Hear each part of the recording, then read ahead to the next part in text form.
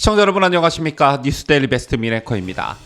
이른바 이재명 사법 리스크로 인한 민주당 내분, 심지어 분당 얘기까지 나오고 있는데, 이런 기사들이 올라올 때 그 기사에 달린 댓글들을 유심히 살펴보면 이재명 지지자들로 보이는 네티즌들이 이런 기사가 나온 게 벌써 언제냐? 기자야, 소설 쓰지 마라. 민주당은 원팀이다.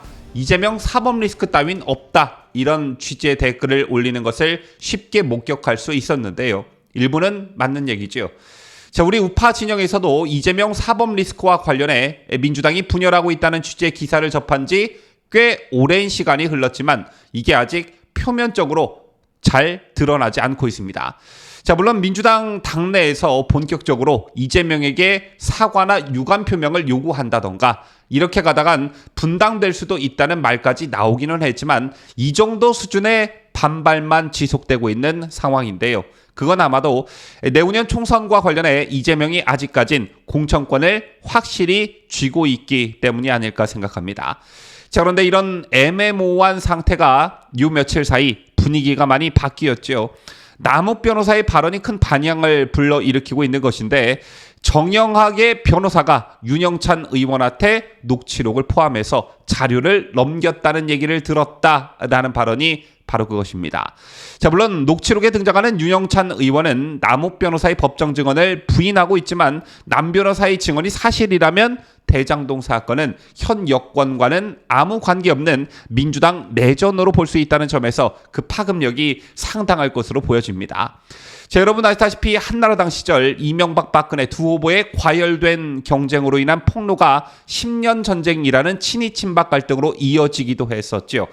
그리고 실제 당시 박근혜 후보 쪽에서 제기한 BBK 문제로 이명박 대통령은 훗날 옥고를 치르기도 했습니다. 이런 관점에서 본다면 남욱 변호사의 말 한마디가 갖는 파급력은 정말 상당하다 이렇게 보여지는데, 실제 이재명의 지지 세력인 개딸들이 크게 반발하고 나서는 모습이 포착됐습니다. 지금 보시고 계신 게시물은 이재명 더불어민주당 대표를 지지하는 이른바 개딸들 사이에서 이낙연 전 대표가 대장동 의혹을 최초로 제기한 배우라는 것을 알리는 포스터입니다. 이재명을 친 건 이낙연, 아예 노골적으로 이낙연에 대한 적개심을 드러내고 있다는 것을 쉽게 알 수 있는데요. 이 외에도 이재명 지지자들은 이낙연이 조국도 치고 이재명도 친 거였다. 남욱의 진술로 퍼즐이 맞춰졌다. 악마 그 자체 이낙연, 이런 글을 올리며 비난의 목소리를 한껏 높이고 있습니다.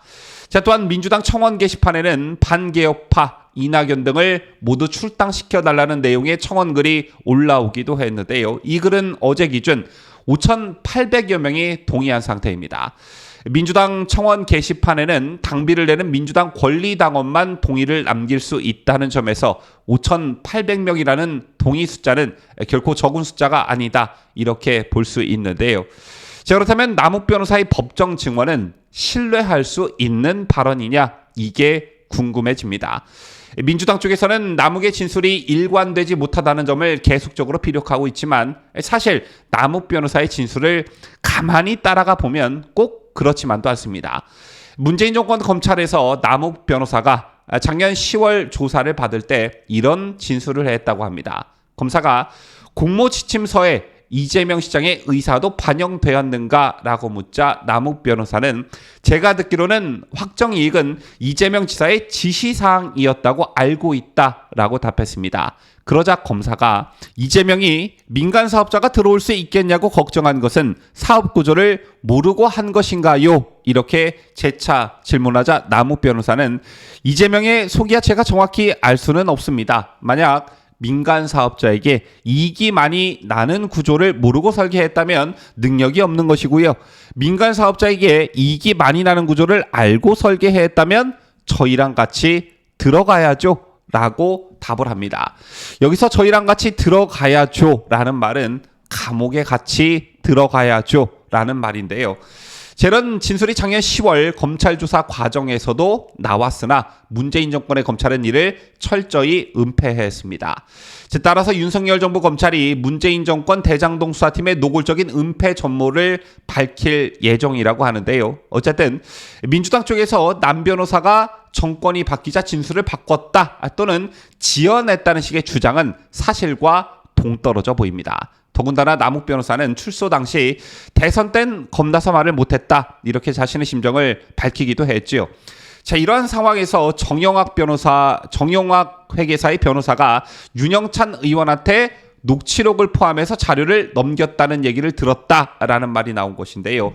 자, 이와 연관성이 있는 언론 보도가 또 한 가지 더 있었습니다. 보도라기보단 대장동 의혹을 취재했던 한 기자의 경험담이라고 해야 할 듯한데, 월간조선 최우석 기자는 대장동 의혹이 막 불거졌을 시기인 2021년 9월 중순 대장동 의혹 취재를 위해 소위 대장동 일당과 관련한 인물들을 직접 접촉했다고 합니다. 자, 그런데 그때 만난 한 인물의 핸드폰이 여러 번 울렸는데 발신자는 이낙연 캠프의 현역 의원이었다는데요.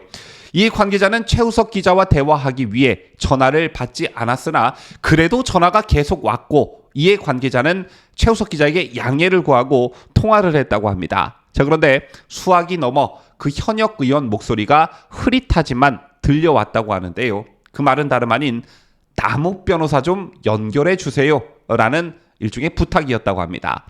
이러한 부탁에 당시 그 관계자는 자신과 남 변호사는 오래전부터 연락이 닿지 않은 상태라고 말하고 전화를 일단 끊었다고 하는데요.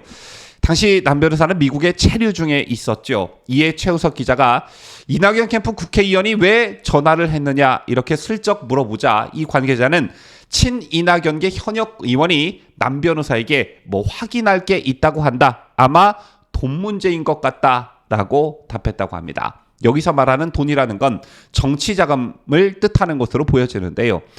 여러 가지 정황상 이낙연계 의원이 남욱 변호사를 찾은 이유는 경선 과정에서 최대 경쟁자였던 이재명의 약점을 파고들기 위함으로 보여집니다. 그리고 최근 남 변호사의 법정 증언이 나오자 최우석 기자의 머릿속엔 작년의 일이 번뜩 하고 떠올랐을 테고, 이를 월간조선 인터넷판에 보도를 냈는데요.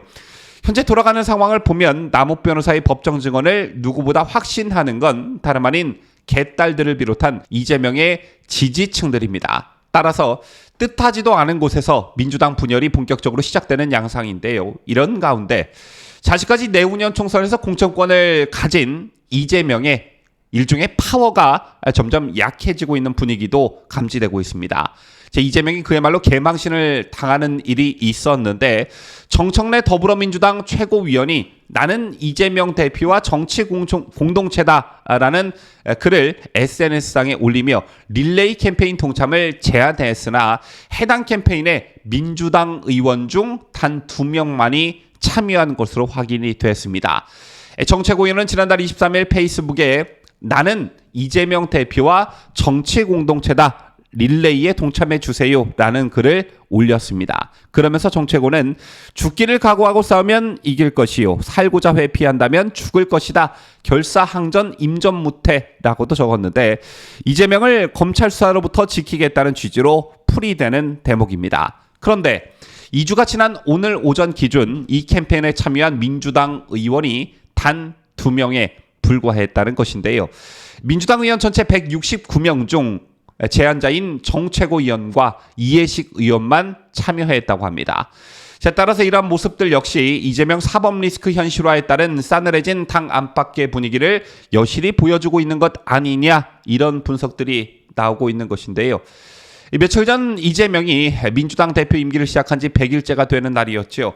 지난 100일 동안의 민주당의 모습을 떠올려 보면 이재명 방탄밖에 떠올려지지 않는다는 민심이 대체적입니다. 여기에 남욱 변호사의 법정 증언으로 분열 양상까지 본격화되고 있으니 민주당이 침몰하는 건 이제 시간 문제가 아닐까, 이런 생각을 조심스럽게 가져봅니다.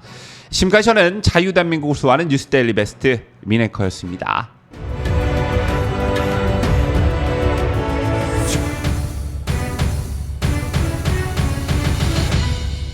함께해요. 뉴스데일리 베스트.